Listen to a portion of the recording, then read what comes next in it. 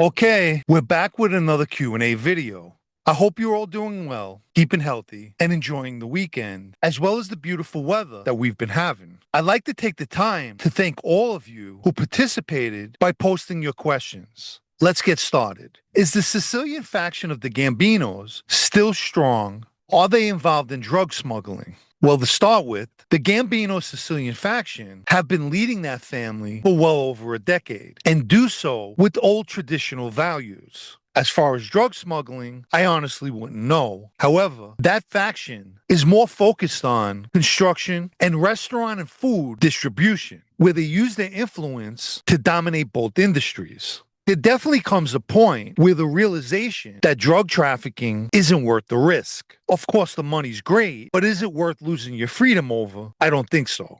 Do you know if the WITSEC process has changed since the 70s and early 80s? Or is it still pretty much the same? Look, despite popular belief, I am not, nor ever have been, in WITSEC. In fact, soon you will all know why I turned it down. But you'll have to wait for that. The one thing that I've been told is that the marshals who run WITSEC enforce the rules strictly. A person could get booted from the program if they don't abide to the rules. At one time, it was suggested that I go into the program and sign myself out 6 months later, but I turned that offer down as well. The FBI explained to me that the program is their number one option. There is no number two. The following question I find odd. Here it is. Did you encounter any other people from other families? All right, I'll give you 20 guesses, and the first 19 don't count. Come on. If you're a member of that life, of course you're going to encounter members from other families. Did you ever meet a Joseph Tuzino from Mulberry Street? And do you know which Gambino crew Baby John DeLotro was with?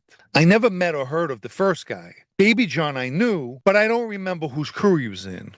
While growing up in East New York, and then Queens, did you have permission to go into the plethora of social clubs, or were you discouraged from your good friend, Johnny Santori? Well, to begin with, I didn't grow up in East New York. My parents did. But during my youth in Queens, there were a great deal of social clubs. But what viewers need to understand is that you don't just walk into these places. Johnny Santori did in many ways discourage my journey down the wrong path. Someone else wanted to know, how did you get into the life? I've spoken about this many times, but stay tuned. Everyone will get a full detailed account. I just finished reading a book about the Purple Gang in East Harlem. I remember you speaking about Thomas D'Ambrosio, who the book mentions. Did he ever speak about how the Purple Gang was able to control heroin without Mafia crews muscling in? Or maybe your theory on how they were left alone and accepted as the go-to heroin guys in that time. I don't remember Thomas specifically going into that. He spoke of the Purples, as he referred to them, but it's a common fact that many of their members were related to members of all the New York families. But over and above that, the Purple Gang's fatalistic attitude was definitely a deterrent. Do you think Big John locked himself in his room and cried like a little girl when he got demoted from captain? No, not necessarily. But it absolutely was a crushing blow to his ego. One that most likely he'll never get over. When the Lucchese leadership transition took place, Big John was walking around on eggshells, like a lamb, or rather in reality, he was just being his true self. Who would you consider to be the best Lucchese acting boss under Vicar Musso, and who was the worst? In my opinion, the best guy out of all the acting bosses, one whose morals stuck to Cosa Nostra, was Louis Dedone. And the ultimate worst choice was Joe DeFede, who went from Vic's handball partner to running the family. Many people in the street would agree. Did you ever meet or otherwise hear about Gambino member John Sotaro?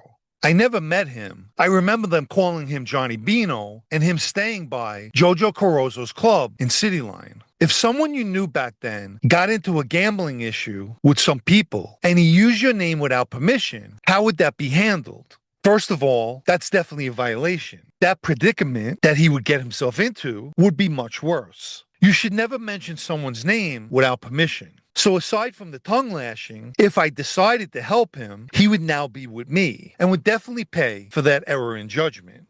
Was it possible for a captain to conduct an induction ceremony with approval from the administration? Yes, absolutely. With the approval to do so. Years ago, the West Side had their captains walking guys down the street and straightening them out.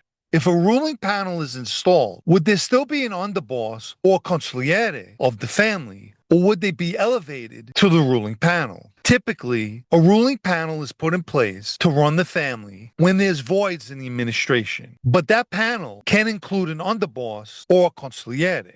I always heard you had to be 100% Italian, traced back to Italy, and then Junior Gotti got made, being 1/4 Jewish on his mother's side. Did John Gotti have it changed to 100% Italian on her father's side to benefit his son? Also, I heard you mention pastels. Did you know a Cosmo Venieri? I believe he was a Genovese associate. Regarding the bloodline, and the story about Junior Gotti, I know what you're talking about, but during my time, both parents had to be Italian. But with any rule, nepotism overrules. And I remember Cosmo from Pastels, but I didn't know him. How common is it for there to be a captain without a crew? Not very common at all. It's usually the case when a guy's on paper or being transformed from soldier to an administration position. If you haven't liked this video yet, please take the time now and give it a like, as it helps with YouTube's algorithm.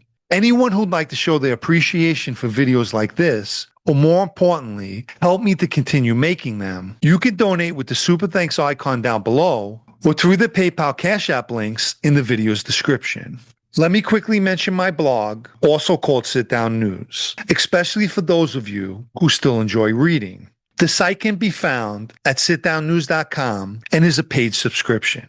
And for the final question, in the beef between John DiLorenzo and Sal Lombardo, could the Gambino family ask for proof that DiLorenzo's brother-in-law was a silent partner in his business and property, or would they take their word? You have to keep in mind, it's not John DiLorenzo or his brother-in-law Alberto's word that counts. It's Mikey DeSantis' word. Asking for proof would be calling Mikey a liar. And I've stated this many times. You cannot call a friend a liar. I'm the one who came up with the idea of saying John's brother-in-law was his silent partner in the properties. And it obviously worked. The Luccheses were able to back the Gambinos into a corner and completely outmaneuver them, much to the delight and relief of John DiLorenzo. Okay, so that wraps up another Q&A video, a favorite amongst viewers and haters. Before I go, let me quickly add that I'm presently working on some interesting videos, so stay tuned for that. Ciao.